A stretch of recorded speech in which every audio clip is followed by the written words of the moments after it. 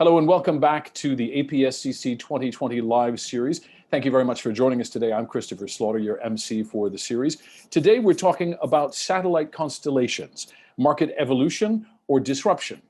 This session is brought to you by SES. We thank them very much for their sponsorship and support for the session. In just a moment, we'll have a panel discussion that will feature a number of experts on the subject. But first, we have some opening remarks from Stuart Sanders, who is the Executive Vice President for O3b Empower and the program lead for SES, to sort of set the tone of today's discussion. Please take it away, Stuart. Hello, everyone. I'm Stuart Sanders, and I'm speaking to you today from the SES office in The Hague, the Netherlands, which is my home office in my role with SES as Executive Vice President for Technology and leader of the O3b Empower program. It's my very great pleasure and honor to welcome you all to this year's APSCC 2020 live session. I'm sure many of you are joining this from a place and in a way that is different than you would have expected, but that won't stop us from participating in a productive and informative event. Suffice to say that I've been in the satellite industry many years, and I fully endorse the view that our industry is currently experiencing change and disruption, the like of which has not previously been seen. The global pandemic is, of course, adding to that disruption, but one consistent trait of our industry is its ability to adapt and overcome challenges. And I'm sure that we're going to continue to do that. Today's panel will address one of the most interesting areas of industry disruption in the discussion of constellations and their effect on the market. In its support and eventual purchase of O3b, SES has been at the forefront of leveraging non-geo orbits constellations for telecoms, something I was actively involved at O3b as CTO. And with O3b Empower, we are bringing a next generation capability to the market. With this opportunity to speak to you today at APSCC 2020, it's important to state that Asia is a very important market, both for SES and for our industry as a whole. Even after many years of telecoms development, we still have many challenges and indeed opportunities in front of us, not least the huge opportunity to connect communities and bridge the digital divide in Asia, where less than half of the population is using the internet. More than 2.2 billion people don't have mobile internet access, and more than 200 million don't have existing mobile coverage. These are all opportunities we can and will serve, thus improving the welfare of people and communities and enabling economic development by empowering the enterprise markets in Asia. With O3b Empower, SES is further developing its leadership in global NGSO strategy, leveraging the proven high throughput, low latency capabilities of the O3b MEO constellation with next generation technologies such as a fully digitized payload, full electronic beamforming, serving many more endpoints, unprecedented flexibility, and all integrated in a rich MEO-GEO terrestrial infrastructure service, leveraging our strong relationship with cloud infrastructure providers such as Microsoft. What this means for our customers is that we can serve many more opportunities, both through scale and capability. With O3b Empower, the concept of a gateway moves from only being large limited points of presence, but also as user-defined endpoints scaled to the user needs, including in-country and out-of-country connectivity, and coupled with edge-of-network cloud infrastructure provision and orchestrated provisioning of services across our satellite and terrestrial domains. So much more than simply a satellite constellation, our integrated system chooses MEO and GEO at its core because we believe it brings the best satellite-based architecture to our customers. I don't doubt that the panel you will shortly be watching will address some of the trade-offs between the various next generation constellation concepts, but we believe in the choices we've made and have already ensured they are fully funded to ensure delivery and take advantage of our existing leadership presence in NGSO. I hope you enjoy what will be a fascinating panel today. On behalf of APSCC 2020, thanks for taking the time to join us. Best wishes and stay safe. Thank you very much for those opening remarks, Stuart. We really appreciate your time, and thank you to SES again for your support for the webinar and for the series. Joining us now to discuss some of the ideas that Stuart has brought up, as well as the overall concept of satellite constellations as market evolution or market disruption, we have Nathan de Ruyter from Euroconsult. He'll be moderating today's session. We also have Imran Malik from SES and Manik Vinakota from Telesat LEO, as well as Wang Xiaojun from Leobit Technologies. Thank you all very much for joining us today. And Nathan, take it away. Well, thank you, Christopher, and I'd like to welcome you all to this virtual session on satellite constellations, market evolution, or disruption. A special thanks to the APSCC team for hosting this panel and securing a great lineup of speakers. So as an introduction, the satcom industry has entered in this new era with thousands of NGSO satellites being launched by new entrants and existing players. The subsequent global networks that will have terabits of capacity are anticipated to enable new applications, improve economics, and ultimately, potentially disrupt the satcom industry in ways we're only beginning to understand. So in today's webinar, we'll discuss the potential disruption in IoT and broadband delivery, and also discuss how satellite players plan to monetize this trend of digital transformation. We'll have about an hour for our discussion. So well, let's get started and turn it right away to our speakers. So first, I would maybe ask Imran to introduce himself, kind of the position at SES, and as well then maybe address the first question as a kind of warm up and setting the stage to provide a brief description of the Constellation program, and as well highlight maybe one of the biggest differentiators compared to the many other NGSO constellations out there today. So Imran, I turn it to you. Thank you, Nathan. Thank you so much. So my name is Imran Malik. I'm the Vice President for Global Sales at SES Networks. I look after the fixed data segment. SES has been at the forefront of innovation for a number of years. But if you look at the satellite industry for the last couple of years, we've been confronted with many challenges, and some would say that it's been a very disruptive period. But like challenges, there are opportunities, and then there are problems that need to be solved. The opportunity is for the massive volume that has been created because of the throughput requirements from the end users. And the challenge is that the profitability is under a lot of stress. EBITDA margins for operators and service providers and mobile network operators around the world are under stress.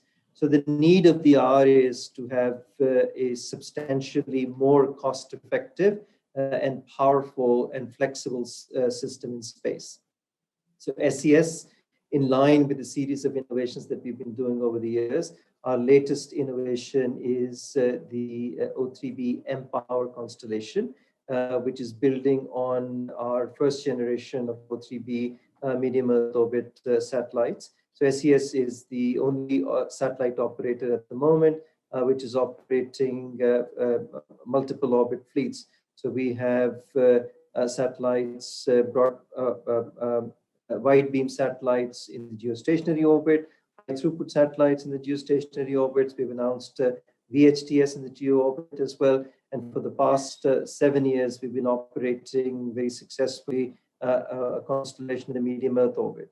So the O3b Empower Constellation is a next step. We've announced 11 satellites. It's going to be pretty much the same orbit as the O3b is operating in. It is going to be using a Ka-band. We have put into use all of the lessons that we've learned in operating the O3b constellation. And we have given up on mechanically steered antennas. It's an all digital payload. So we should be able to provide thousands of electronically steered beams, which can deliver more than 1 terabit of capacity. And the most interesting feature is the flexibility.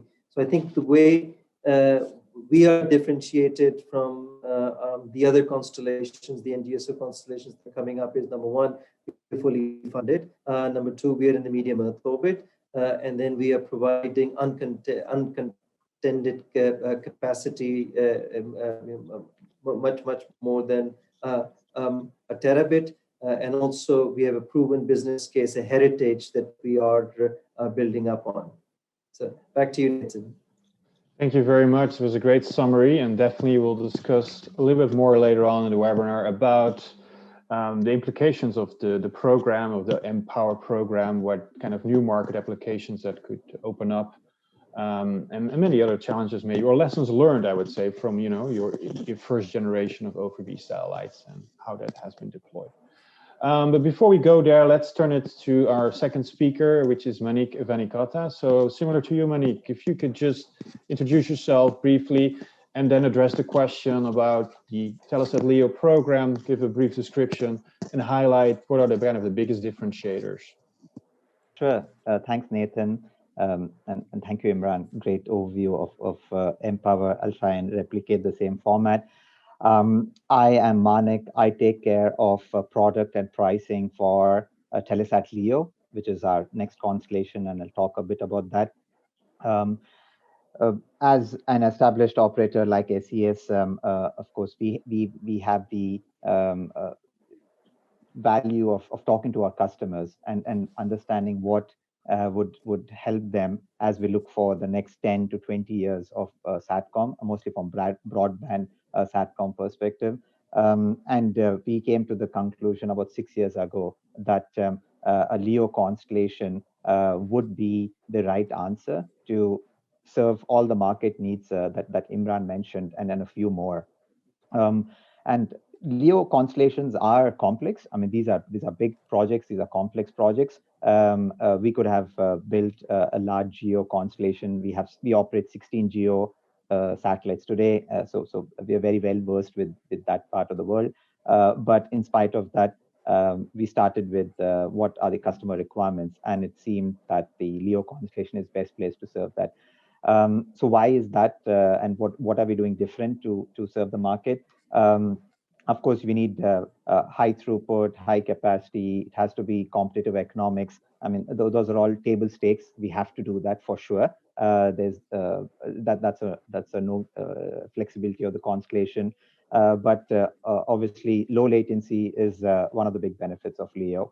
Though majority of the traffic is video streaming, and we may argue that low latency is not important, as we look at all of the enterprise traffic, whether it's for VPN applications or whether it is for a mobile backhaul.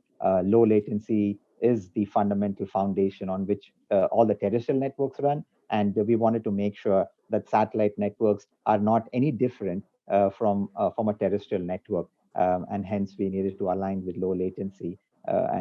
Given where most of the regulators are going today, like FCC, dictating that low latency, sub 100 milliseconds latency is a requirement for good consumer experience, we feel validated in that view of that. So of course, that is one important differentiator. And the other differentiator versus especially other LEO constellations, I would say, is the high degree of flexibility that we've designed a constellation to, whether it is the highly flexible onboard processing capable satellites that we will have, or the inter-satellite links that are going to connect our satellites by creating a mesh. All these help in creating a very high degree of flexibility. And what do I mean by that? Take a big airport hub, maybe there are 100 aircrafts at any point in time, or a big cruise port with 4 or 5 vessels docked at the same time. You want multiple gigabits of capacity over a very, very small area. You're talking about 10, 15 gigabits of capacity. Maybe not today, but in the next 5, 7 years for sure. So we've designed a constellation that is fully global, but at the same time, highly flexible to give extremely high broadband density to those hotspots. Happy to talk more, but we are really excited about Telesat LEO and how it fits into the enterprise SATCOM space. Thank you, Manik, and we'll talk more definitely about how this constellation can impact the markets and what kind of key applications you feel that the new constellation could enable. So we've now had basically a very good introduction of 2 players that are really on the one spectrum of NGSO constellations on the really high volume broadband delivery.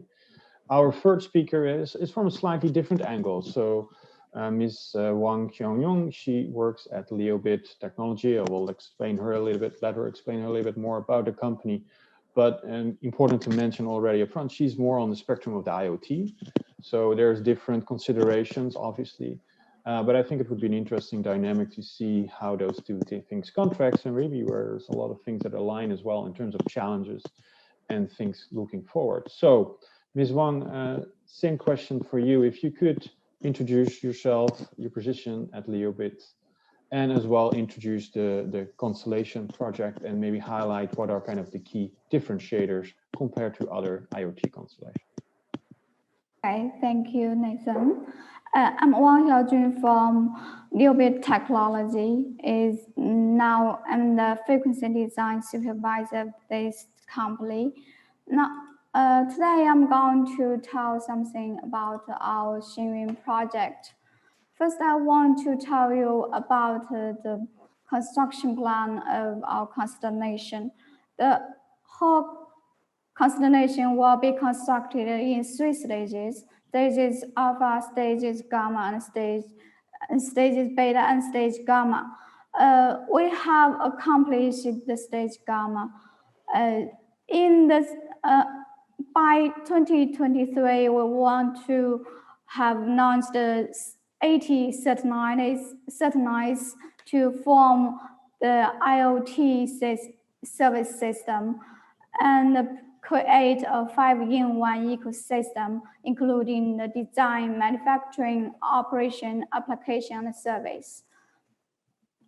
Our project is a NGSO IoT system worked in L-band and transmits no data rate information and providing massive accesses.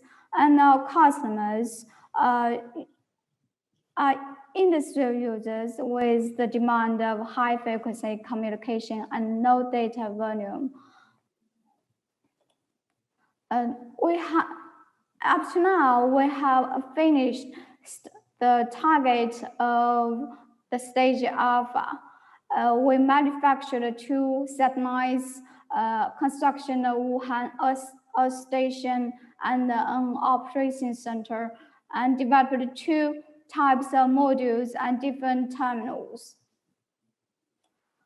And then I will tell you about what I have done in the stage alpha. We have make a breakthrough and some key technologies. The first one is the communication protocol for new space-based IoT. Based on the characteristics of the high dynamic, massive access, ultra low power consumption of the space IoT application, the communication protocol was deeply customized from the physical layer to the application layer to improve the communication efficiency. The next is the no-cost smart satellite platform. We have cut down the cost of 100-kilometer smart satellite platform by 50% by adopting new design and optimizing the supply chain. The third is the payload for inter-satellite communication. The fourth is the space-based IoT communication payload. We adopted a phased array antenna with high gain and digital beamforming technology to reduce the error due to manufacturing process limitation and temperature drift. And the multi-channel accessing processing to improve the frequency optimization. We also achieved the miniaturization of the payload. The next one is the ground system of the space IoT, which is in charge of the whole flow management, including the TTNSA operation control, data processing and management, user information management. The next is the customized modules and antennas. The modules can realize bi-directional short message communications, and the power consumption of the module in dominant model is only 5 milliwatt, and the minimized transmitting power is 0.1 watt. And the modules are really in small size and can be easily integrated to various terminals. Here are some of our typical terminal products that can be used in different scenarios. The successful launch of Xingyun-2 satellites indicates that the construction of the stage alpha of Xingyun project is accomplished. Up to now, we have conducted a lot of on-orbit tasks for the technical verification, and all the results are in line with our expectations. We also completed the joint development of embedded terminal products with 22K industry enterprise. All the terminal products are qualified for industry demonstrations. And last, I want to show you how the satellites installed in the rocket in stage beta. As you can see in picture, the 6 satellites are installed in staggered series.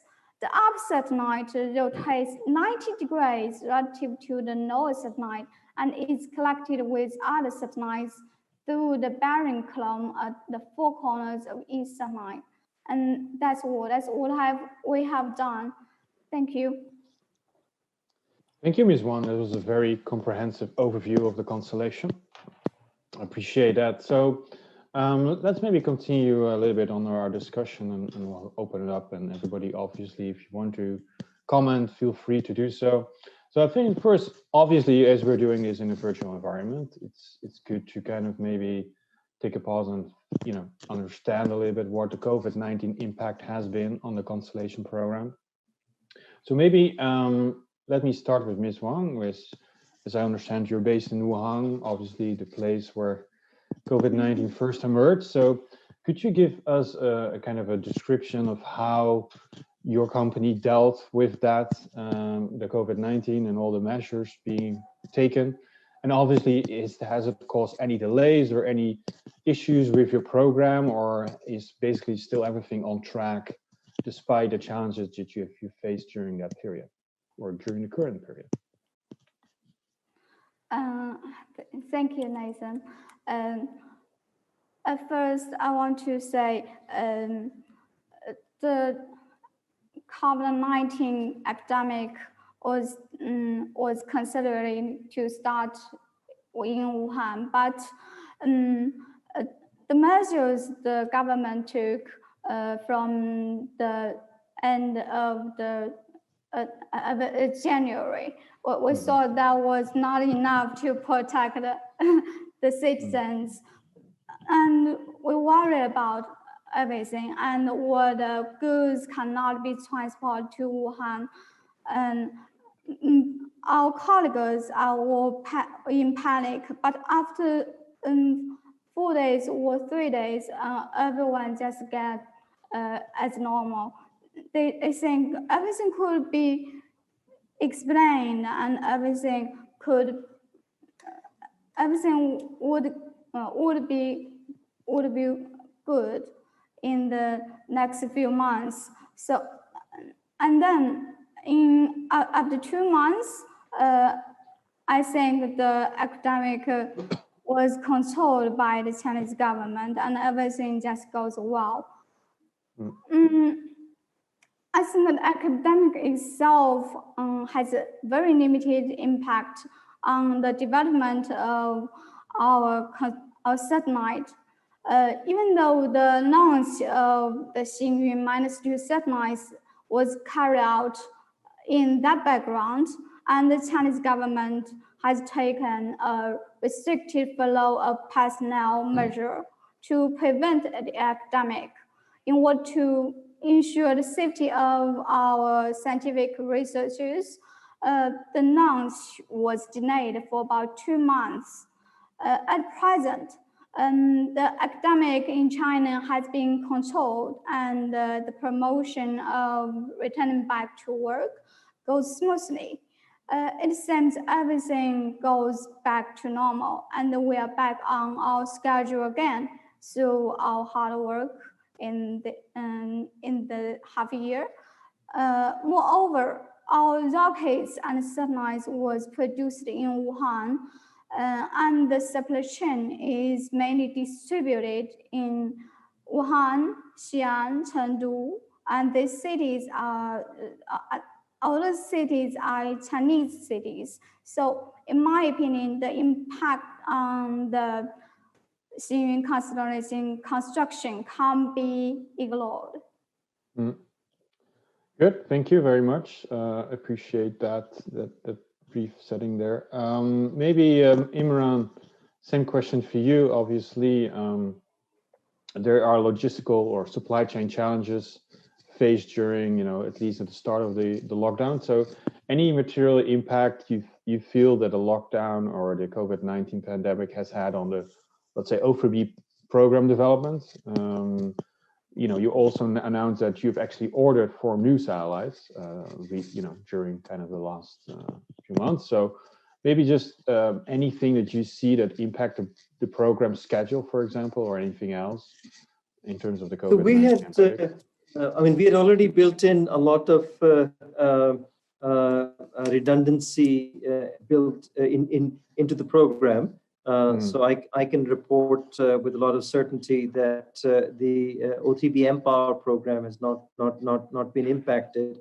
In fact, we are very much online, on schedule for our first 3 satellite launches. So we will be launching in tranches, 3 satellites at a time.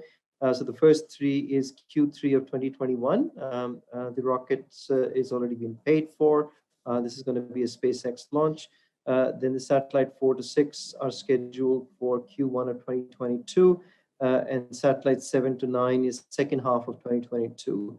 Our start of service date is also in the middle of 2022.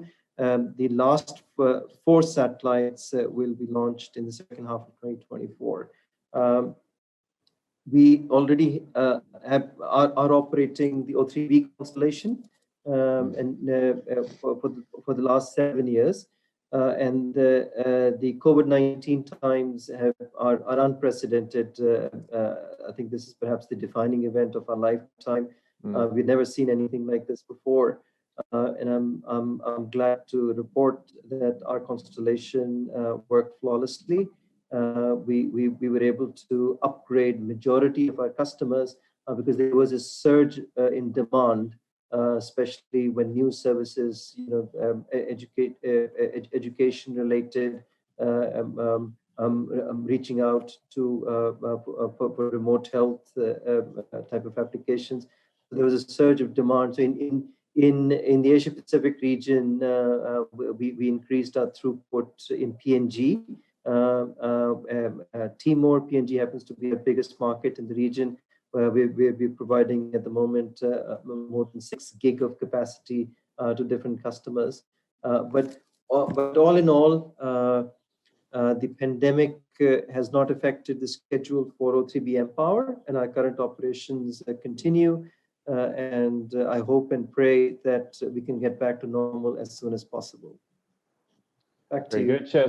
So basically, what your point also here being as O3b. For O3b as from a capacity demand standpoint was kind of net positive because obviously you don't really address the I would say the aero market, but on the cruise side, obviously it has impacted, I assume, the demand, and there has been some challenges.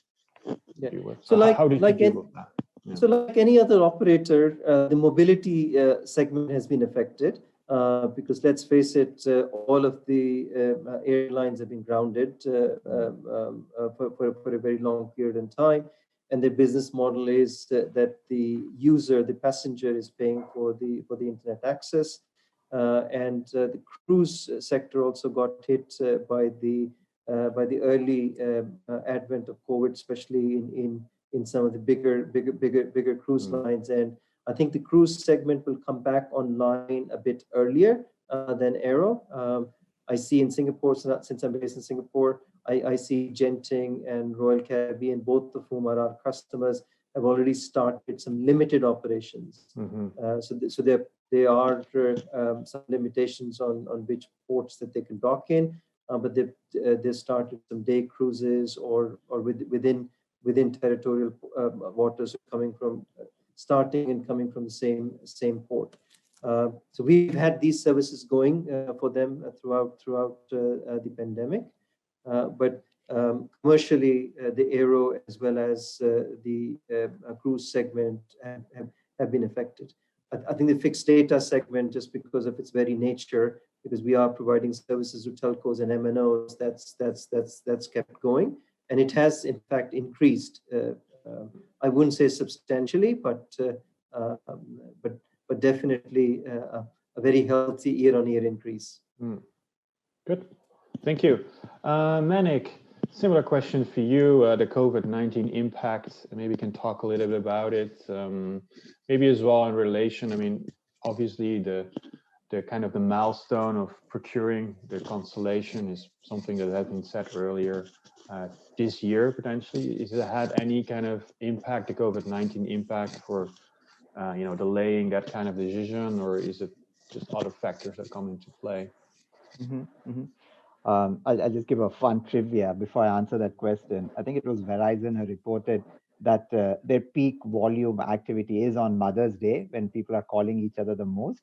And during the pandemic, they're seeing the same volume every day. Every day is a Mother's Day, which is good. I guess people are talking to their mothers more often. So there's always a bright side to the pandemic. But from our Telesat LEO plans, as similar to what Imran mentioned, no, it hasn't impacted our plans, because the stage where we are in is getting our commercial negotiations done and getting a contract signed, or picking a prime vendor between Thales and Airbus, the two main prime contractors who are competing. Since in parallel design work was also happening, but I think everyone has scaled up to the new normal of working virtually very well. So short story, things have progressed well to the point, as you mentioned, Nathan, that we will be finalizing and announcing a prime vendor this year for the constellation. So thankfully no impact on that. Also from the market and demand perspective, 100% agree with everything that Imran mentioned. Another thing to add is also, I think just looking a bit out of this pandemic, more from a longer term perspective, I think whether it's terrestrial or aviation or maritime, everyone has realized how important data is for just to continue life, and more speeds also, but also more in the upload direction, not just in the download direction. All that we are doing right now needs very good upload speeds. So all that is going to be a net positive, I think, for the satellite industry. People want to be connected, whether they are on a holiday or they are flying. So that's good for all of us. And telcos and governments especially have realized that rural broadband is a very important priority. So we'll all hopefully see more attention and more funds flowing towards rural broadband. Yeah, and that actually is a nice segue into my next kind of question or topic of discussion. And obviously the title of the webinar is Market Evolution or Disruption. So, and it's a question mark. So happy to get your thoughts, specifically what you feel, whether it's an evolution or more of disruption. So maybe that's the first question, Monique. And then a kind of a follow-up question. You already mentioned quite a number of new technology features, or at least, it looks like the Telesat LEO has, in terms of the technology they provide, a significant upgrade from what maybe we've seen before, optical inter-satellite links, highly flexible global coverage. So what is, in your view, would be the first adopters of the constellation? Because obviously there are multiple applications, but if you would have to pick who you see or think would be the first adopters of your constellation, it would be interesting to hear about that. But first, okay, sure. Market evolution or disruption? What would you say? I think it's a mix of both, and it relates to your second question, because there are some applications who I mean, let's talk, say, in-flight connectivity or mobile backhaul, solid proven use cases, proven applications. There's no doubt that this is only going to increase. I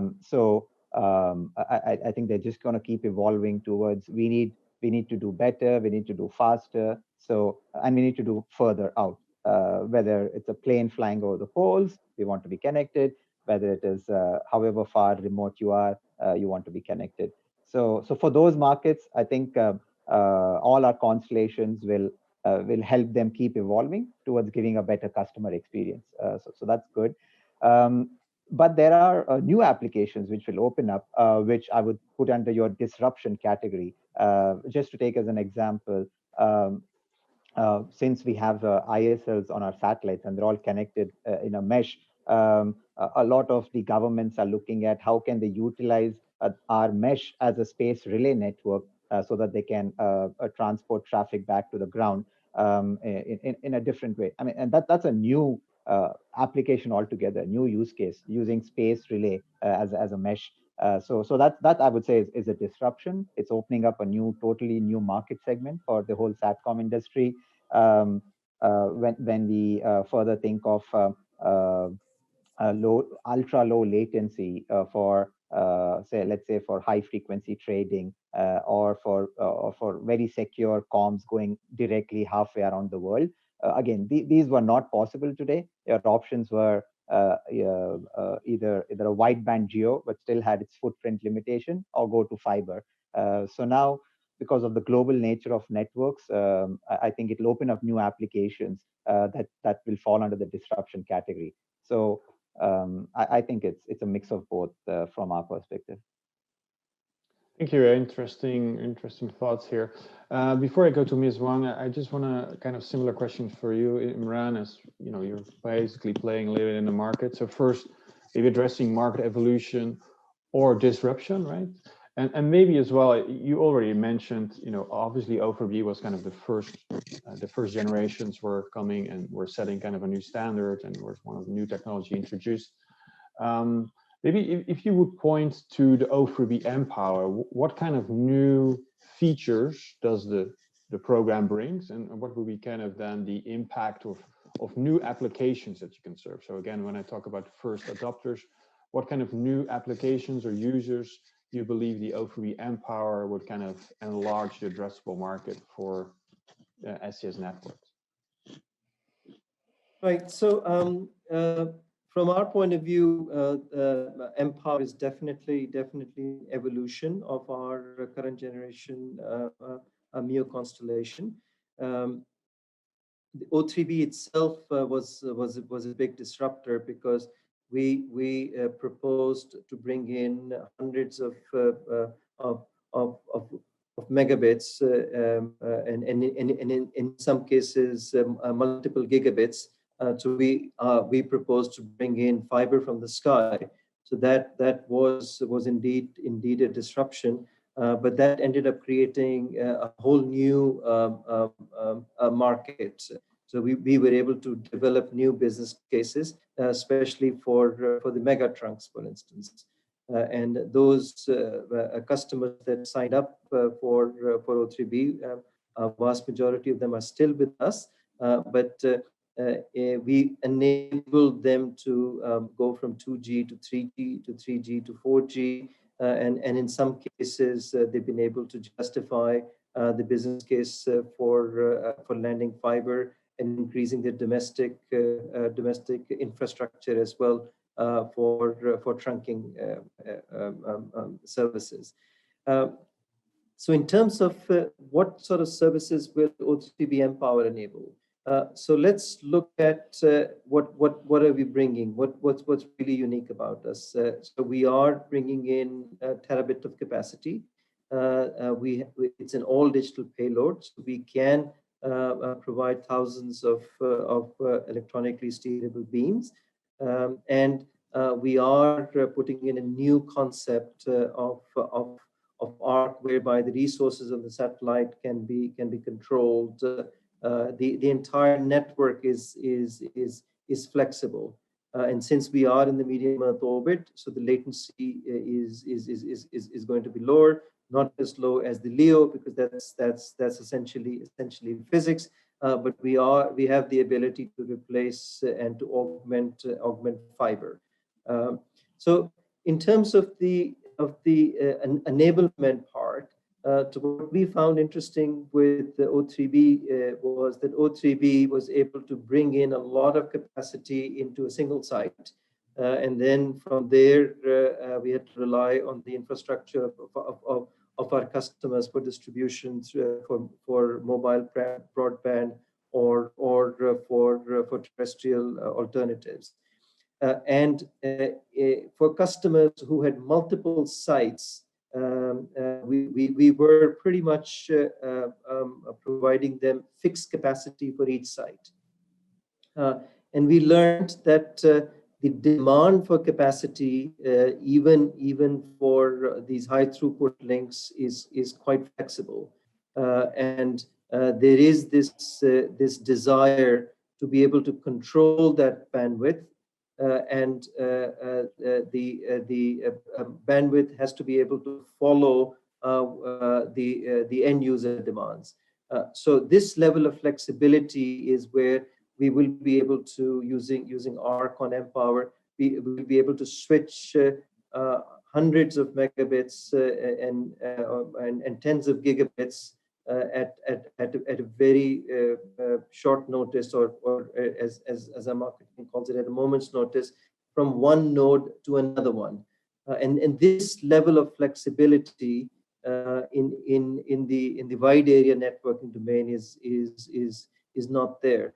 So I believe we have the ability to really provide a ubiquitous overlay network, where we are allowing the customers to control where to put the bits and how to use them. And this level of flexibility, I think, it also gives them better control over their business case as well. Okay, that's very good. That's interesting. Let me turn it to Ms. Wang.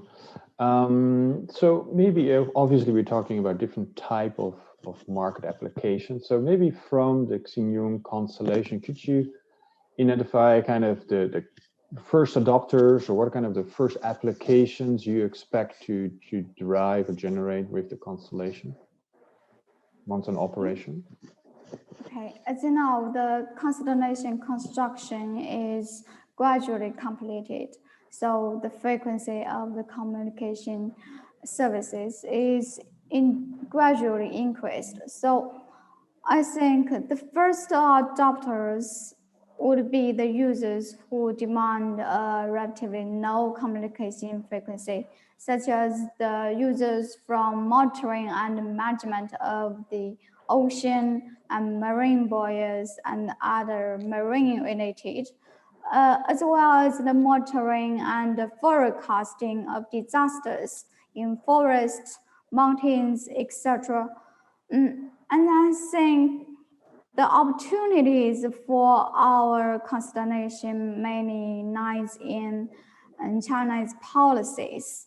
At first, with the concept of new instruction proposed in China, the Internet of Things as a main representative of the new infrastructure would get more investment, which provide our Xingyun project more possibilities. And second, China's One Belt, One Road strategy brings the demand of data transmission between many countries, including the logistic and transportation monitoring, infrastructure supervision, and the geological environment monitoring, which may become the scenarios our constellation can play a role. And the third is China's implementation of the Maritime Silk Road, involves the monitoring of shipping and the marine environment.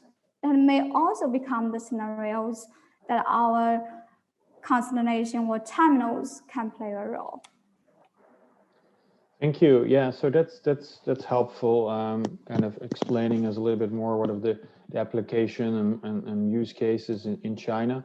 Maybe just want to clarify. Obviously, it's a global constellation, and you pointed to the Belt and Road countries initiatives. Would still be kind of the primary client of the constellation be the China or Chinese government, and then they're moving, or like by seas moving abroad, or do you also see potential for, let's say, other countries, Belt and Road countries, that will become users and commercial paying customers for the constellation? I think the countries along the Maritime Silk Road would benefit from our constellation if we start our operations service in those countries. Because the terminals we developed was easy to integrate it into many can be used in medicine now. It can change the things we have to done in person or something we need to record in person. But now we can, when all the sensors collected the data can be transmitted from our to our satellite and then to the data center. Mm-hmm. All right, that's good. That's helpful. Maybe then turning it back to Manik and Imran. Obviously, the Asia Pacific region, we should definitely focus a little bit more on that. Both of you have either on the GEO or MEO business of substantially customers in it. But if you would kind of, for the Telesat LEO, and then let's focus on Empower, if you would have to, point to kind of real opportunities that you see for this region, which make them unique. Are there anything, or doesn't at the end Asia Pacific is any different than any other regions in the world? Or do you really something that is substantially standing out, which makes the Telesat LEO or the Empower or O3b first generation, if I may say, call it like that, that is really valuable and of specific value to them? So maybe first Manik and then Imran, if you can comment on that. Okay, sure. No, APAC is a very important region for us, and so will be for any global constellation operator. And like you rightly said, we do have customers and serve that region today with our GEO business, and certainly we intend to do that with LEO. Some of the differences that we see, let's say APAC versus let's say where I am here right now in Canada, in North America. One is terrestrial backhaul for mobile networks or for communities. That the need for that is obviously much more than say North America or Europe, because it's just the fiber penetration is lower, and mobile networks are predominantly the first network that people have access to for broadband. So it's so much more important. So we think that will be a primary use case for the constellation. When it comes to mobility, especially aviation connectivity or maritime connectivity, say for cruises or ships, that market is obviously not as advanced as in North America or Europe, but we are seeing some very innovative business models that Asian operators are adopting.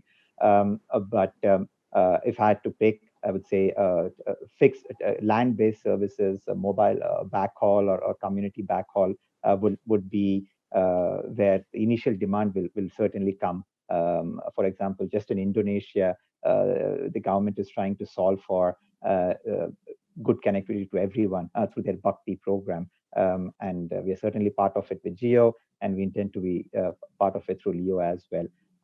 So that is the big nuance I see, Nathan. Thank you, Manik. Imran, yeah, let's turn it back to you. I mean, you already mentioned earlier the Pacific Islands, where the O3b constellation had success. So maybe, again, what makes, in your view, this region unique? And on top of that, what have been kind of the success factors for you that you consider that has been key for O3b basically to get to penetrate in those markets? And maybe you can share your light a bit on that. Right. So, I mean, Asia is the growth engine, is the economic growth engine of the world. and even in the as an aftermath to the pandemic, if you look at the IMF or the World Bank projections, I mean, Asia is where the recovery is expected to be the fastest. I mean, China is already expected to come back to positive growth even in Q4 of 2020, and I think it's going to be one of the only major economies which will have a positive real GDP growth. So in Asia, I mean, this is where bulk of the business for us lies. So in terms of the applications that we will be able to enable with Empower cellular backhaul, especially 4G plus, and eventually going to 5G is the primary application that we're looking at. And once we are able to get to the next generation of our terminals with the flat panels, then we're able to go into digital inclusion projects as well. So one of the, you'd mentioned the Pacific Islands. So one of the biggest successes that we've had in O3b has been in the Pacifics, whereby we've been able to connect countries which did not have undersea cable, and just because we had lower latency as well as very high throughput, we were able to get them connected even without the cable. And for a number of years, they were able to build their use base to the point where they could justify landing a cable. Even after the cables have landed in majority of the Pacific Islands, we are still there, hand in hand with the cables. We are providing them with network resiliency. One of the best examples is Cook Islands. Cook Islands Telecom, which is now Vodafone. Cook Islands was our very first customers. They signed in 2010. They're still with us with more than 1.5 gigabits of capacity. And another application which we think we'd be able to enable is the aero mobility. In Asia, the aero mobility sector is behind North America, for instance. So there's a huge potential. So once the aviation industry recovers, now data has become mainstream. Even my grandmother, if she was alive, would have been on Zoom calls. So it's now so much ingrained in our day-to-day lives that the post-COVID world would be using more and more data. And this is where I believe constellations like ours with very high throughput, and also constellations like Malik can play a very big role. Over to you. Yes, Imran, just one follow-up question. I think you made a comment about the ESA, the electronically steered antennas, being able to open up some new market or new applications. So, you know, in the timeline, obviously there's a lot of discussion around what is the maturity and the development timeline in terms of roadmaps.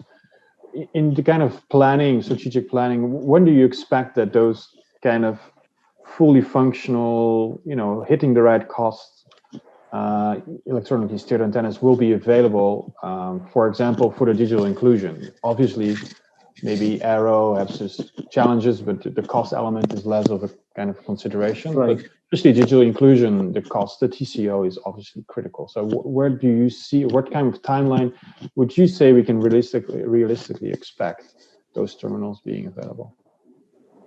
So let's look at what do we need. We need an antenna which has a low form factor. It has to be lightweight, and most importantly, its power consumption has to be much lower.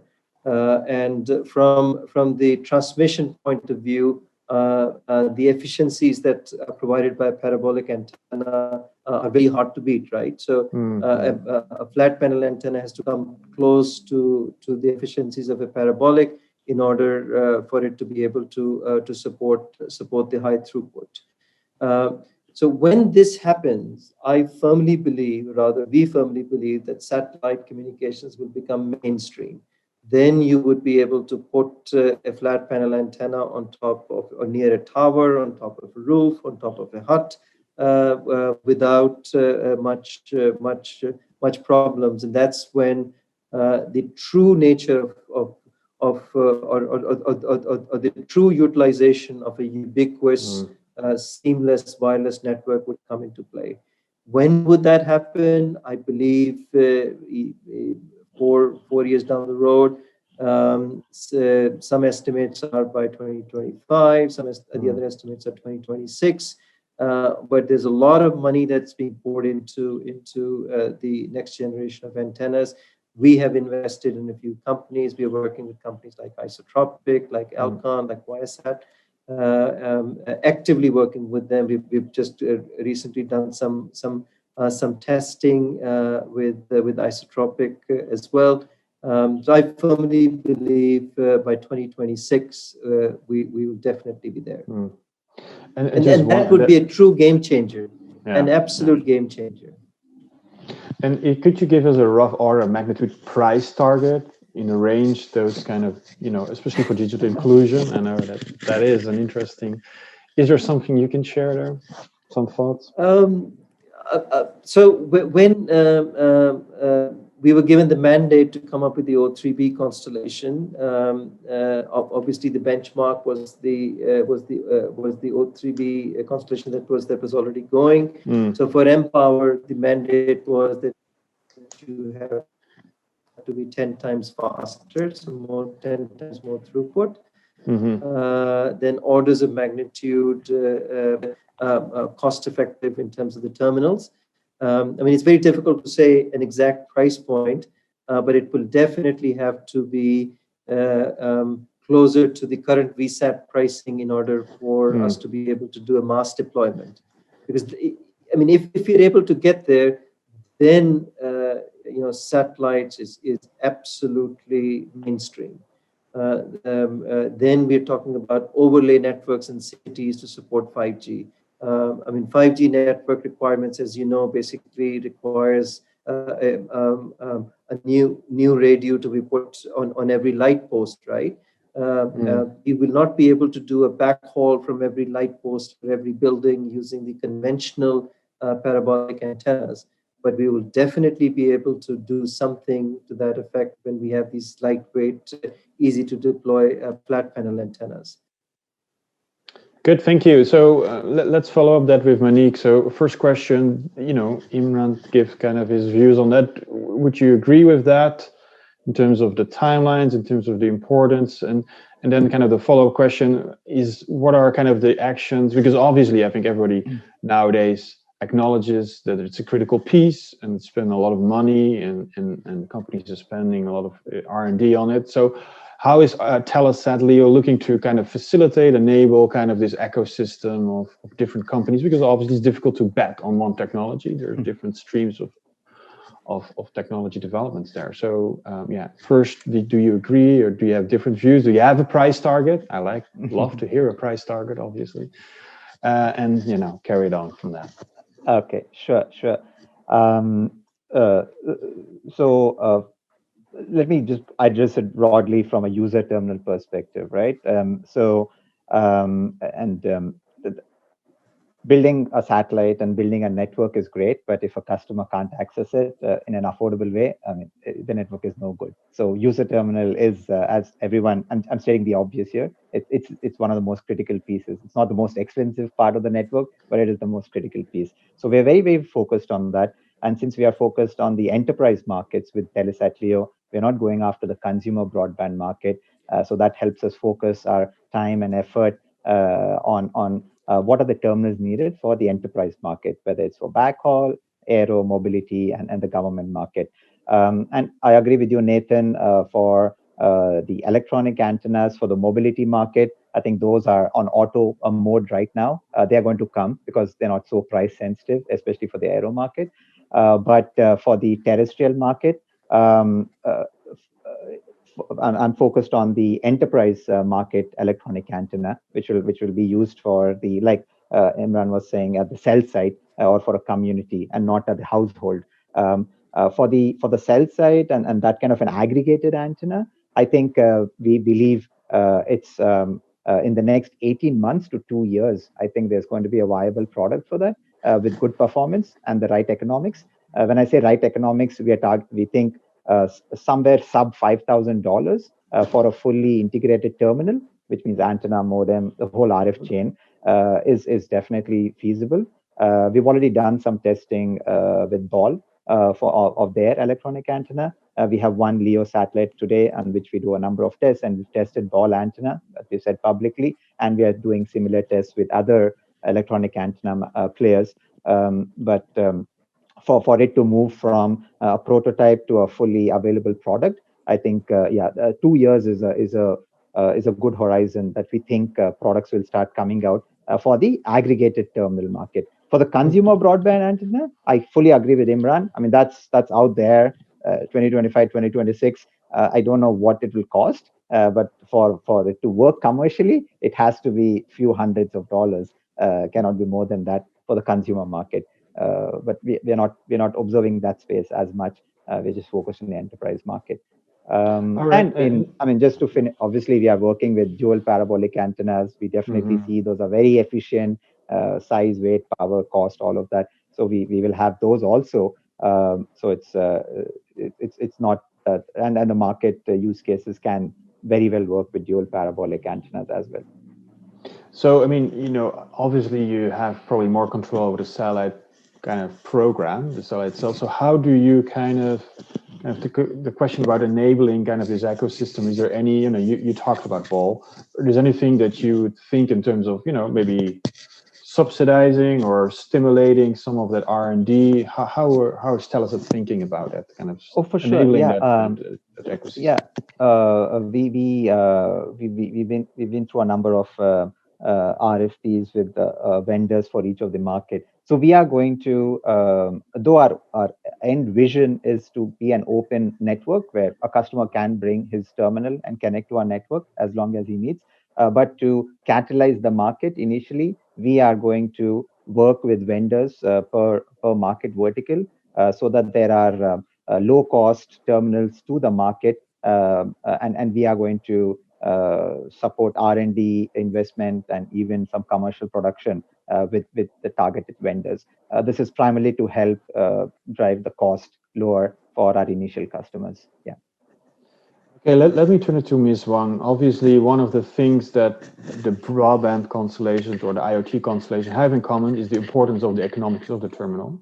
I mean, you already, I think, in you kind of explained to us that within the company they're working on your own set of terminals. So maybe just to confirm, are you working on your own set of terminals? And then maybe two, obviously low power is important. So how, if you compare to the current available terminals for IoT, how would the new terminals that you plan either to develop or plan to develop together with another company, how would it change in terms of power, maybe cost, any of those elements that you think you can improve the terminals that are compared to what is available today? Thank you. In the system design stage, you will have fully consideration the ease of use of the user's terminal. So our terminals have excellent performance in the miniaturization, no power consumption design, and calculated access time, and the terminal health monitoring and security protection. But the technical barrier for of these technologies is not that high, so we can achieve a low-cost design. By doing this, to some extent, we can reduce the risk of the dependency of these new terminals. We have actually adopted a lot of technology to lower the power of our new terminals. The most dominant one is the multimodal worker.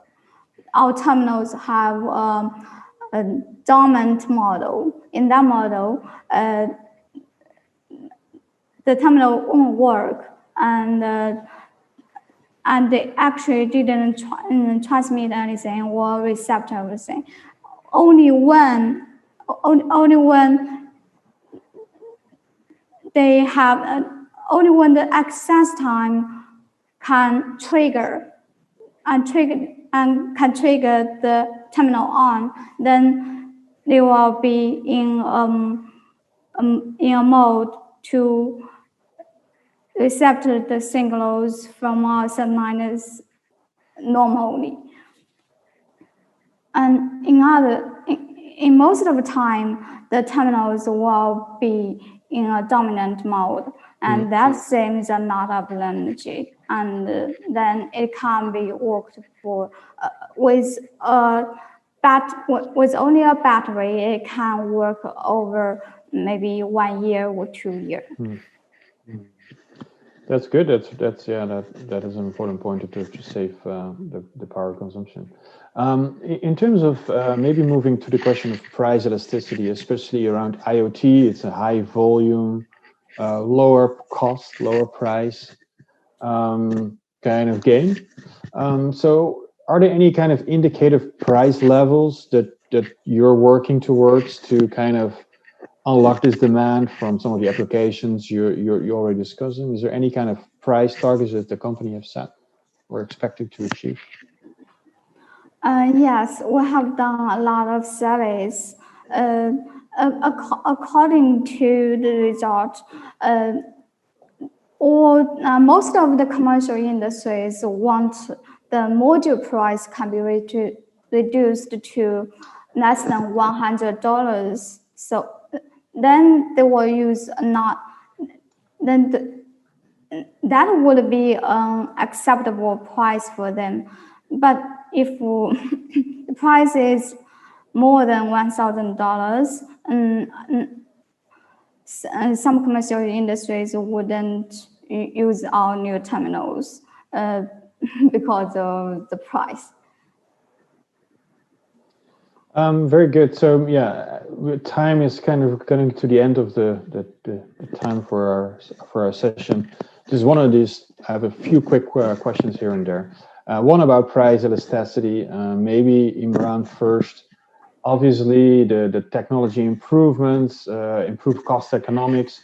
How do you work with an existing kind of solutions, and how do you translate that to kind of the cost savings, potential cost savings to your market? Are you really aiming to kind of, maintain maybe this, increase the spend by offering more throughput? To what extent are you kind of transferring maybe potential cost savings with the new satellite systems to your customers? That's question number one. And B, do you think by, let's say, if we would assume collectively the industry from the TCO with 50%, would it dramatically increase demand, or are we, as the satellite addresses kind of the little, we want to be more terrestrial light, but still it's kind of more on the remote areas. It's more of a niche solution. Does that kind of price elasticity doesn't really work like that? That you lower 50% and world demand goes 100, 200% up. How does your view on that? Right. So I think let's address first things first. I mean, it does cost a lot of money to build these networks and then maintain them. And the investors are always looking for this for the return on investment. So we have to make sure that each asset produces a certain amount of revenue at a certain price. So now with the cost of doing business has improved, and it has improved substantially.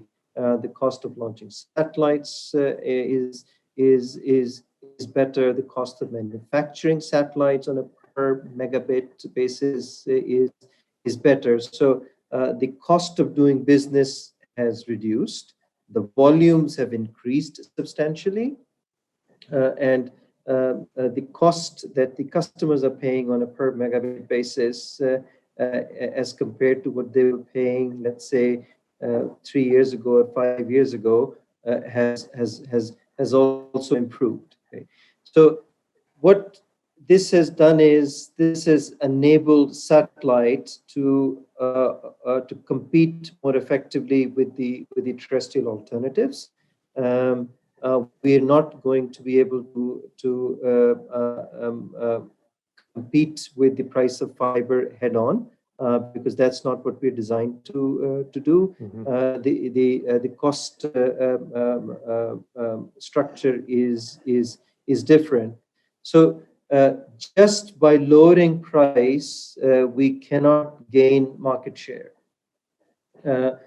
We have to maintain a certain amount of performance, and essentially our focus is on performance, not on cost, because you're very well aware of operators who have just played on cost, and then they've eventually been in a position where they're unable to replenish their fleets, and they've been either bought out or they've gone out of business. So it's very, very important that we maintain a certain price point, because a certain price point is required by the business cases of these satellites. Having said that, the technologies, both in space and the ground segment and the access to space, has enabled us to be more and more affordable. Now, when a mobile network operator is thinking about satellites, it's no longer the choice of last resort, because we can effectively compete with their other terrestrial alternatives. And once we get to the flat panel antennas and the ease of deployment, and as Manik had earlier pointed out, enable satellite circuits to be seamlessly integrated into the terrestrial infrastructure, then we are pretty much reaching the stage where we are completely mainstream. So the summary is it's not about price. Price is very important, but it's a combination of performance and price, and we have chosen to focus on performance. Good, that's a good point. So Manik, time is almost up, so I'll give you a minute for the final response about price elasticity. You were so kind earlier to give us a price target in terms of EC, the electronically steered antennas, or the full kind of electronically steered antennas, all packed together. Right. Are there some indicative price points that you want to achieve on a wholesale level or on an Mbps per month level with the Telesat LEO constellation that you can share with us? Or if not, alternatively, could you give us an indication of what kind of cost economics, if you look at the cost economics, what can you be X times, cheaper or better performing compared to existing geo solutions? So any indication you can provide, happy to hear. Okay, so yeah, I'll take the easy one out, which is part B of your question, not giving specific numbers, but how are we translating it to reduce the overall TCO for a customer, right? Firstly, with LEO, our Telesat LEO, we're not selling spectrum anymore. It's a fully managed network, and we are taking on the responsibility of building a large part of a shared network, the ground infrastructure. So the customers will not have to buy hubs, for example. So that cost is gone, or put gateways. Because of the low latency, they don't have to put additional hardware in the network, which is traditionally doing the IP acceleration and spoofing and so forth. So we're reducing a lot of the cost that a customer would have to put. So that reduces that overall cost, not just from a capex, but their ongoing O&M cost in order to maintain gateways, hubs, all these additional hardware. So we believe that all that is going to make the TCO much more competitive with what is available today. Not just with satellite, even think of from a microwave perspective. The moment you have to hop more than one microwave, we want to be at least 25% or more cheaper, the TCO with the terminal. Otherwise, no one will move. There's no incentive to move if you are any more than that. So by building this shared network, we believe we will transfer a lot of the savings to the customer and improve the overall addressability. Price elasticity varies across markets. It's not the same, but everyone will consume more, but some maybe more than others. I don't want to generalize. So I'll pause there. But we are focused on both performance and price. We believe from a telco world, the only constant is the scissor curve. People want more for a lower unit cost. So we are working towards that future. Mm-hmm. Yeah, no, thank you for those final thoughts. Our time is up. I would like to thank Ms. Wang, Imran Malik for this great discussion. I hope you all enjoyed it. And for now, I would like to thank APSC again for putting this together and wish you a good evening or morning, wherever you are in the world. Thank you. Thank you. Have a good day. Thank you. Bye. Thank you very much for that, Nathan. Thank you, Imran. Thank you, Manik, and thank you, Xiaojun, for your insights into this topic. And thank you very much, SES, for your sponsorship and support for this webinar and for the series as a whole, and for APSCC. But most importantly, thank you for joining us and watching today's session. We hope that you'll be back with us next week in the next of our APSCC 2020 live webinar series. That one is the prospects for satellite companies exploring vertical opportunities. And that will be brought to you by APT Satellite. We look forward to seeing you next week. Thanks again.